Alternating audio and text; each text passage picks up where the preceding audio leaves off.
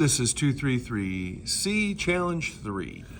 You will notice in our code, we've set this up to test our claw motors to open and close. We've got our when started, turning off our LED at the start, so we're prepared.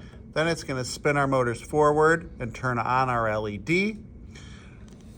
We've got our bumper set to open up our claw to 200 degrees and don't wait, so it'll move on to the next line right away.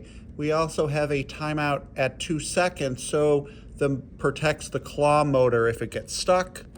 And then the same thing on the limit switch, but this will close the claw for 200 degrees, set to don't wait, and also time out after 2 seconds. We now have to turn on our, You're good. before we start, we're going to check our motors. We've got to turn on our, Plug in the battery. plug in our battery. Oops, always got to have that plugged in. It's going to turn on. Turn on our brain. We want to check to make sure our Program and load the thing. We're going to check to make sure we have the connection lights, including the one for the claw, which is plugged into port 7. We're now going to hit run, which starts our motors moving forward. With the LED on. With our LED on, that will run continuously. We're now going to hit our bumper switch. It's going to open up our claw for 200 degrees. We can hit it again. The claw will open even further, which is bad. It's open too far. It might not open all the way. That's why we have our timeout for 2 seconds to protect our claw motor.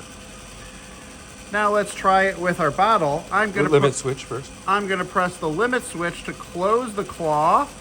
Notice it does not close all the way because we opened too far. We've got to close it again to get back to our original position. So to review, hitting the bumper button will open it 200 degrees. Hit the bumper button again, it will open another 200. Hit the limit switch, it'll close 200. Hit the limit switch again, it'll close 200. Now we're going to try it with our bottle. We're going to hit the bumper switch to open 200 degrees. That should be sufficient to fit in our water bottle of hazardous material.